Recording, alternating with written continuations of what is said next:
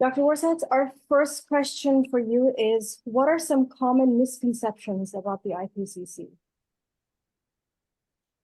Thank you very much. I think there are so many that we could be sitting here all day, but it's a good opportunity to then talk about, for example, I think it's, for example, maybe let me talk about two. So one is that we often say the IPCC is biased towards this or that. The IPCC cannot be biased. We are only as biased as our literature and as authors.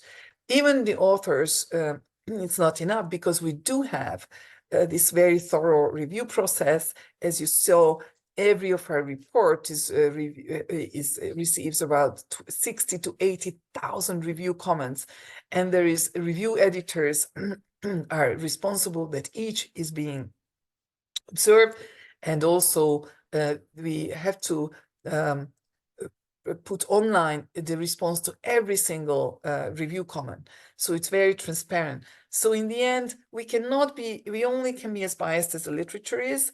And of course, it's not the organization which usually voices the extremes, because we are consensus-based, and also because we have to synthesize all the literature. So if there are only 2 papers saying that, let's say, for example, a good example would be the AMOC, the Atlantic Meridional Overturning Circulation. Now there are 3 papers which have kind of warned that maybe we are already going towards a collapse, and I will be very interested how actually the authors in our next report will assess that. But before the publication of our Working Group 1 report, there was only 1 paper, and the majority of papers said that, you know, we won't experience a collapse in this century. So we are not going to be a report which warns that, oh my God, what if it collapses? But we just say that how likely it is based on all the assessed literature. The second misconception is that the governments the politics is too much in the process. Now, yes, we could generate the knowledge, but I think I've been in already 3 full assessment cycles, and have sat through many, many assessment plenaries. In fact, the government comments really make our reports much more robust, and the SPMs much more robust, as much more accessible. It may seem that, yes, sometimes it's watered down, but in fact, a lot of times that simply, from one perspective, it's watered down, but from another perspective, finally, you got my perspective in, which actually has not been observed sufficiently in the underlying reports, because let's recognize, every organization still has certain biases, because still the literature is still dominated by global north scientific literature, because still we have more access to the scientific literature. We still have more access to open source publishing. We have more resources. So usually our authors can speak better English, can be more elaborate. So they do often still dominate the process a little bit more. So actually, I see the government reviews, and especially the approval process, is when all these voices, which have been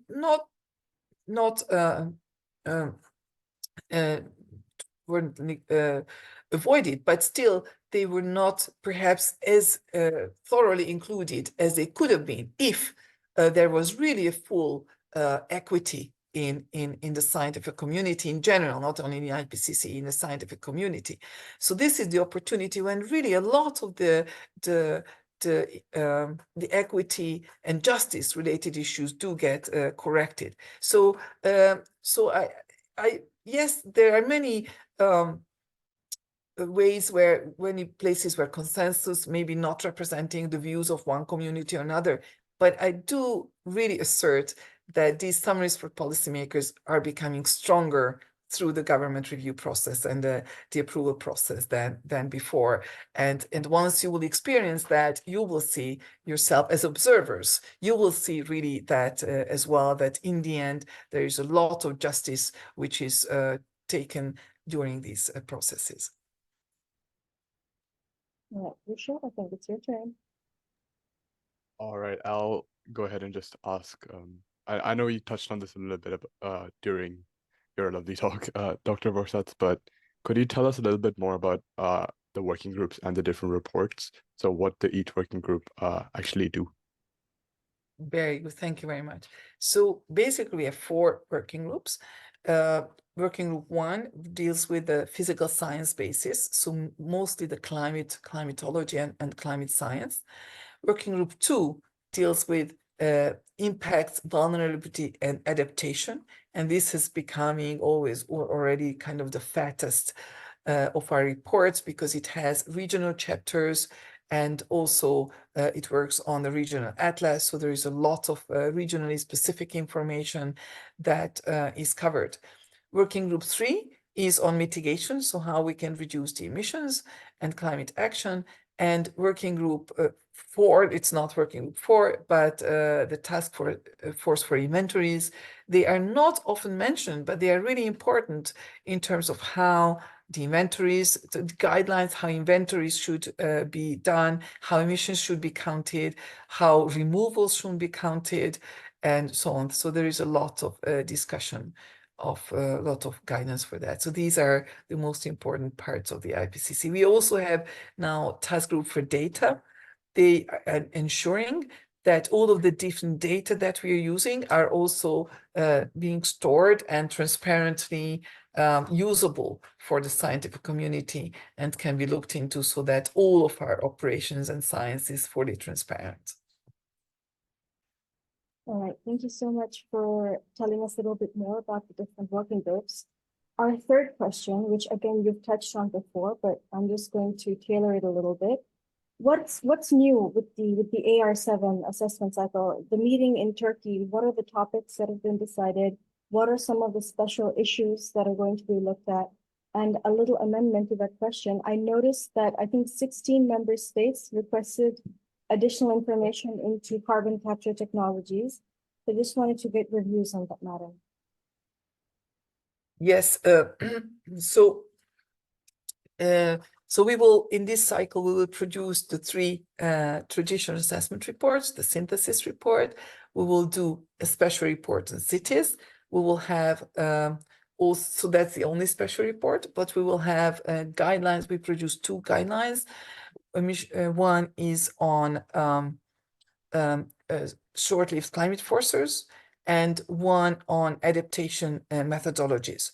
So we will also probably produce the report on the guidelines for reporting carbon capture and storage, and in general carbon dioxide removal.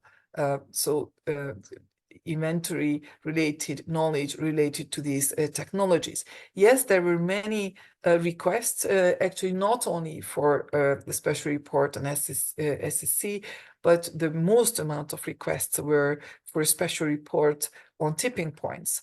But because of the and the second perhaps, no, the second was on adaptation, and the third most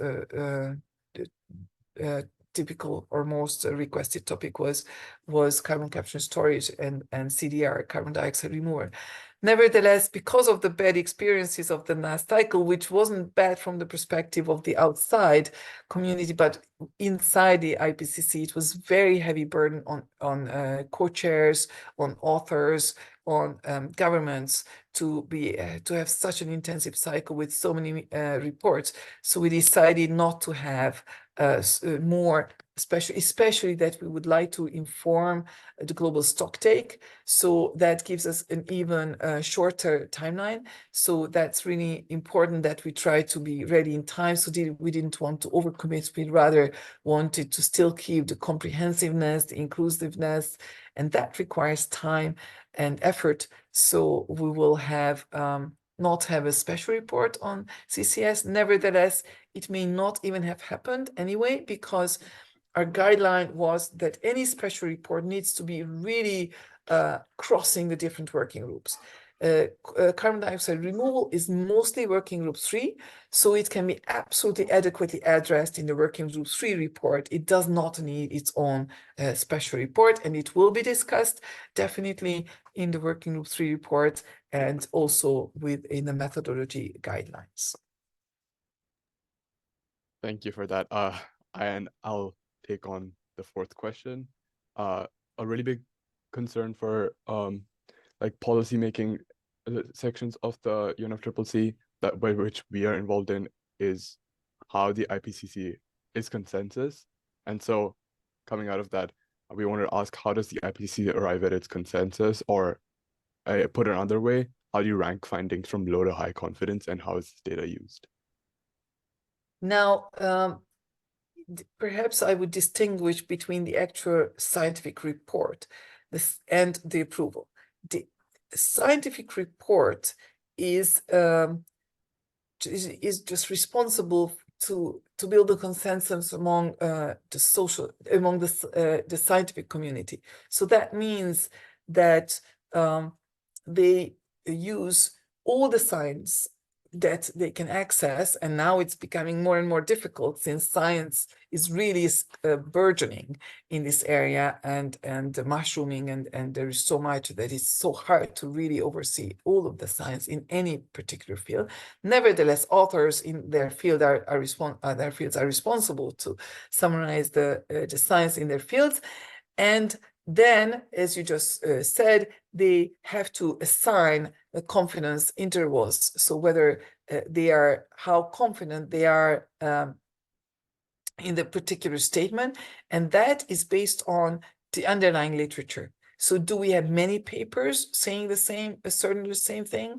Do the papers have because especially in working group 1, the papers themselves assign certain probability to certain events and certain pathways, and that it comes into the confidence statements. So these confidence statements are based on the available scientific literature, so either what the scientific literature says itself, or based on the number of papers and the share of the papers ascertaining different things. Now, as compared or in contrast, the summary for policymakers is also consensus-based, but the consensus has to be formed also with the governments, so with the negotiators. And there it's a negotiation process, just like in the UNFCCC. So it's just people are trying to, everybody is trying to decide, and if there is no consensus, and then when the consensus is, then the chair gavels. If there doesn't seem to be, very rarely when we don't have a consensus, and then we have the option to footnote a country. So if a country or two says, I just really cannot live with this sentence, my science, this say me otherwise, never, and both of them do find scientific arguments from the underlying report as well, then we can footnote governments who disagreed, but that happens very, very rarely. All right. Moving on to our fifth question. This is going to be a little controversial, just warning you. No problem. How much can we trust climate models, especially with recent developments in hot box simulations? And this is specifically, I guess, tailored towards equilibrium climate sensitivity. I'm very happy to have controversial questions. On the other hand, I'm afraid I'm not the best position to answer that question, as I'm not a climate scientist myself. I don't work on models. Nevertheless, yes, this is, I think, a question which really highlights very strongly how latest findings can actually change potentially what earlier findings, or also highlights, well, if there are just one or two new papers who show different results as from the previous scientific consensus, then we do acknowledge this in the IPCC reports. But if it's really a small part of the scientific community who represent this perspective, then it will be shown as just a minority perspective, or or perhaps it will influence our confidence statement, for example. But we need first a full scientific consensus before, especially on such controversial issues where it seems that all the previous science is overhauled by some new findings. But we have given justice to such new climate modeling results as well. And just to follow up, what are your thoughts on the hot box models and the use of paleoclimate data in modeling? We have to use every line of scientific evidence that we can use. So it is important for us to integrate various very different approaches, especially because this is a very complex area, and because it's really hard to projections are really controversial, and there are still many feedback effects that we don't clearly understand there, or maybe we understand but we cannot fully model all the different interactions and feedback effects. And for that reason, it is really important to incorporate paleoclimatic evidence into modeling. Thank you so much for that. We have a very tailored question to the young people that you are presenting to today. Do you have any advice for any young people who would like to pursue climate science? Very nice. I think everybody here hopefully will pursue climate science one way or another, because today almost everything is related to climate change, from the plumbers to the shoemakers. Everything is related to climate change at the end of the day. So my advice would be that whatever interests you, just keep pursuing that, but identify within your area of science, your area of studies, where you can contribute most to the transformative changes that we need in order to tackle this, the biggest challenge of civilization that we have ever faced. So it's in every area there is relevance, and find that and identify work opportunities where you can actually leverage this and make a difference. That's I think really important. And just trust yourself. Yes, you will be able to do that.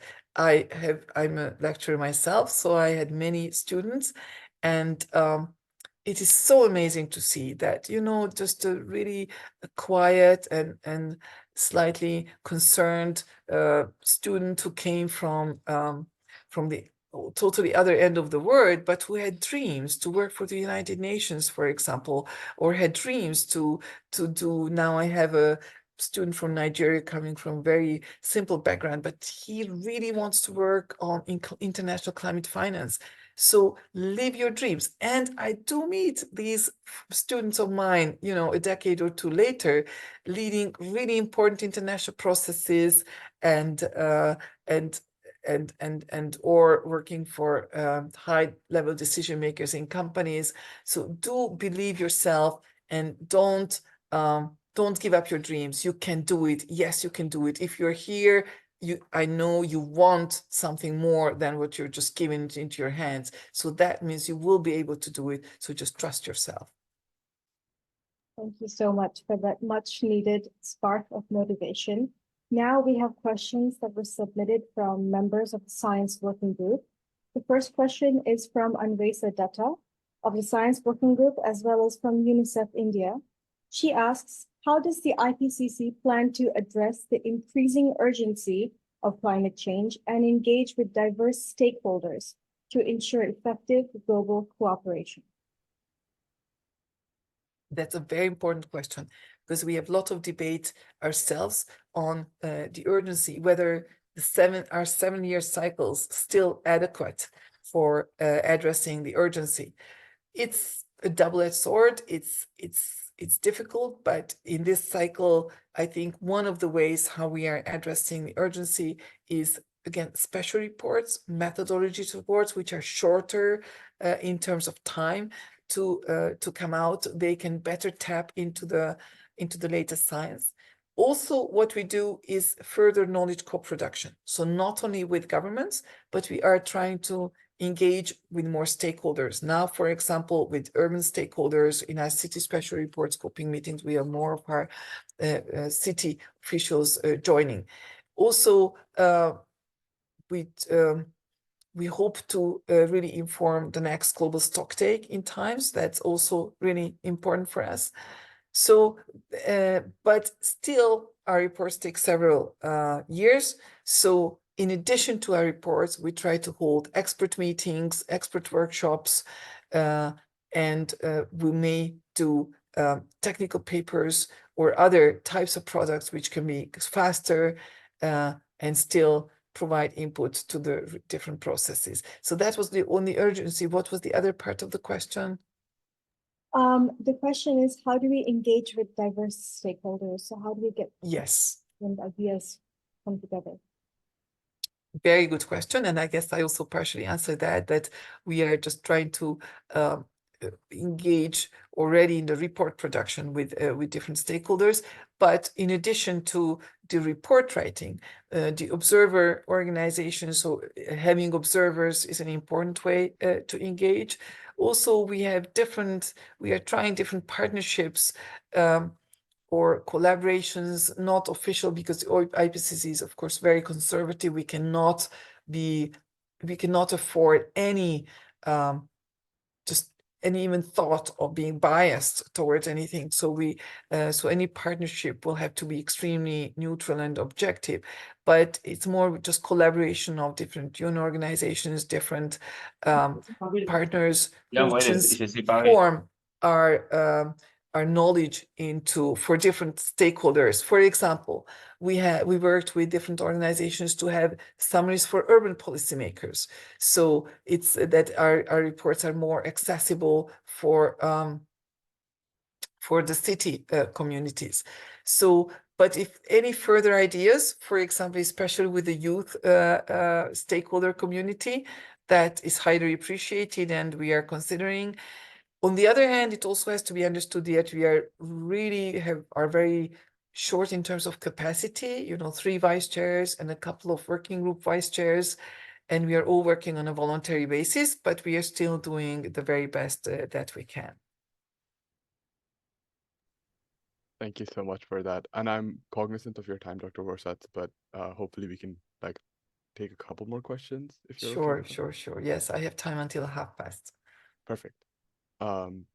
So this is another one from the form that we sent out from Will Chahuris of the Nature WG and We Are Forces of Nature.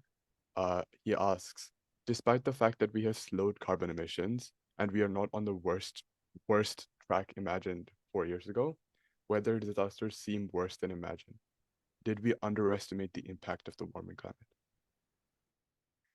That's also a very good question, and it's asked many times, and it's I think it emerges in all of us, especially now that we are seeing all these really scary values of the different climate indicators, ocean temperatures, sea surface temperatures, North Atlantic temperatures, and just every temperature record being broken every month.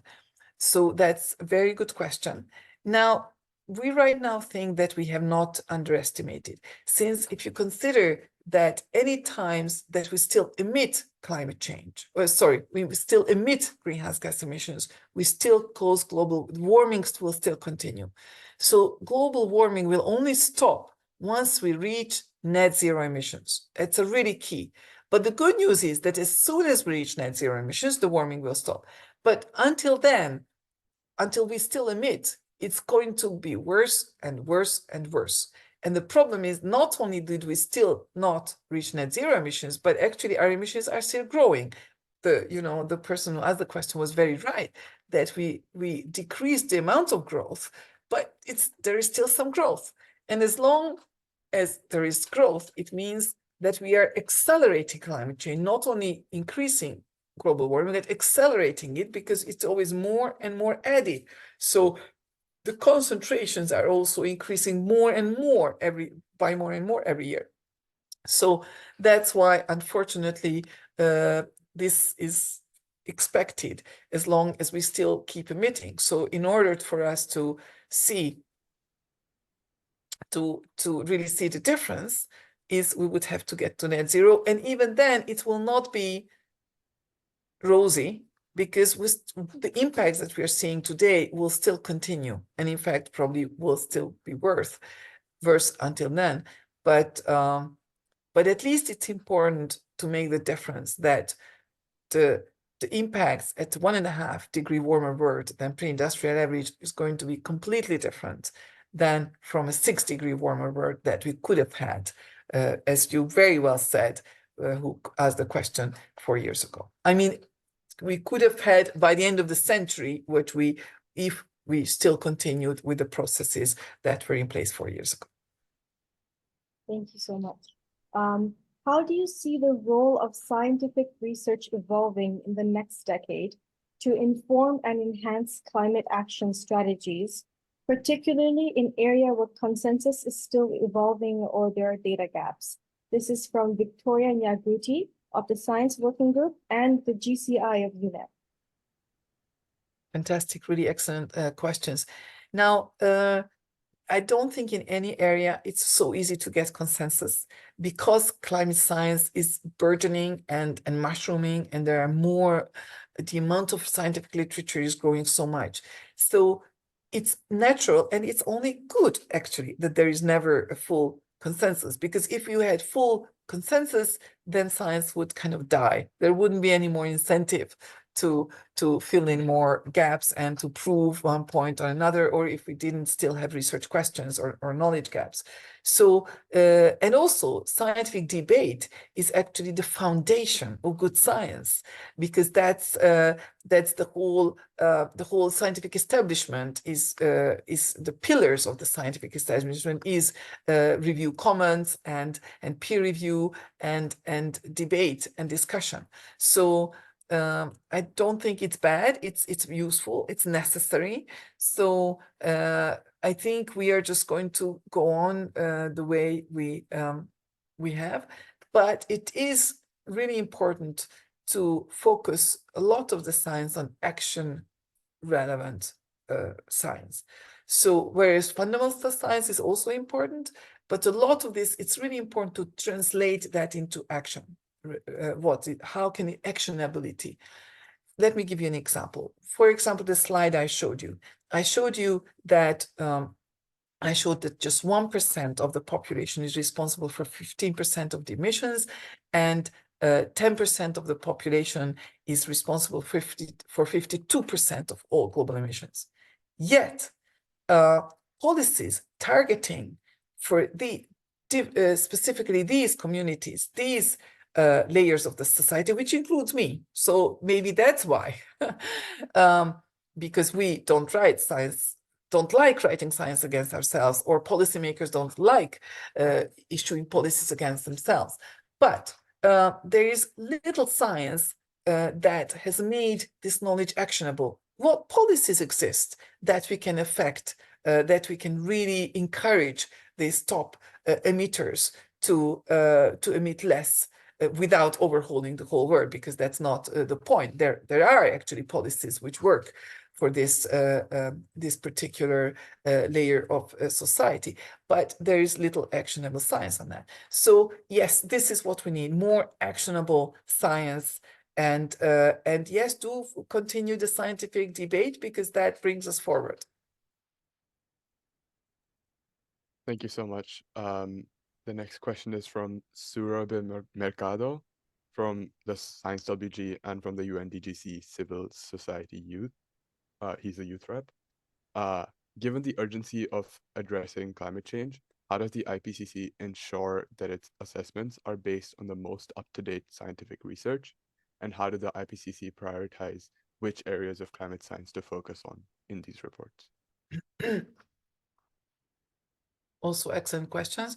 So in each of our reports, we really try to already focus only on the literature that has been published since the last publication of our report. So that ensures that it's only the last couple of years. But even then, even from that, we won't try to focus on the latest science and latest publications. So what we do is that we close the door for new scientific publications only at the date of the last lead author meeting. So after which there is no more way to incorporate new material into our reports. But until then, until almost this happens just a few months before the approval of the report. And until then, all latest literature has to be included in our reports. So how we select, how the authors ensure, how we select the authors, it's a very difficult process because we want to be really inclusive, and we want to be representative of all the breadth of the science. And I mentioned also in this cycle, this is one of our really most important targets out of the 8 that I mentioned, that we want to stay comprehensive, and our panel mandated us that we have to stay comprehensive. So ensuring that the authors whom we selected, which still will be only 200 something, so it still cannot cover the entire breadth of all the science, but somehow they are able to cover the entire breadth of all the science, and not only all the breadth of the different relevant scientific disciplines, but also geographic areas, gender, different various perspectives of scientific disciplines and perspectives, stakeholder communities as well. So we try to be very balanced. And this balancing, in fact, is the one where we try to be represent consensus and balance, because there's no single author, no single person who has no biases to some extent, because we all love our area, right? The reason why we do our area, because we somehow believe in that. We believe that that's the thing that will solve climate change, right? I think most of us do that. So the way we want to balance this is that we want to put all different or many different perspectives around the table, so we balance out. And of course, again, through the review comments, as I mentioned, they help us ensure that if the authors did not cover something or miss something, then it's the reviewers who make sure that every perspective is included. Thank you so much. Being mindful of your time, we're going to ask you our last question. This is from Tahania Neem Sati, from a bunch of different working groups in YOUNGO, as well as UNIOM. They ask, how do you see the role of young people evolving within the IPCC's work? And what strategies do you believe are most effective in harnessing the next generation to address climate change? Thank you very much. I really hope that you will help us answer this question. So I hope to continue this collaboration with the Science Working Group of YOUNGO, and you will help us brainstorm how we could engage with youth even better. So as I mentioned, there are some avenues right now. So chapter scientists are really good. On the other hand, chapter scientists are not supposed to influence the content. So that's not that much an avenue. It's good to engage, but it's not to influence the content. Observer organizations can perhaps have a bit more input. Young scientists, young early career scientists becoming authors to our reports, that is a good way, or coming to expert meetings. I think perhaps we just have to have more informal exchanges, for example, with the YOUNGO Science Working Group on our reports. Expert reviewers. Yes, expert reviewers, definitely. I think that's perhaps the biggest, most important way how you can influence and how you can engage with the IPCC, how you can have your voice, scientifically underpinned voice, of course, heard.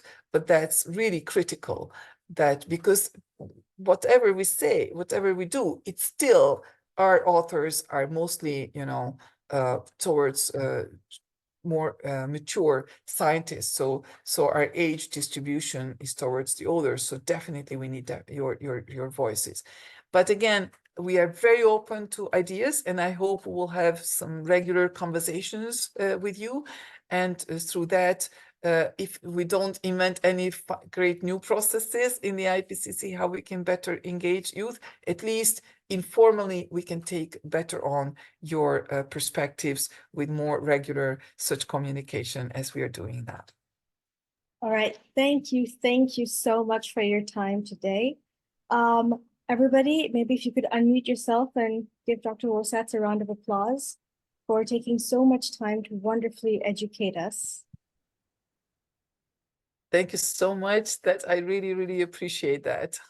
It was great to hello all of you from all around the world. It was really, really a great privilege, and I hope that we will continue. And I hope to see many of you as expert reviewers, chapter scientists, technical support unit employees, and in many different ways how we can see you in the future.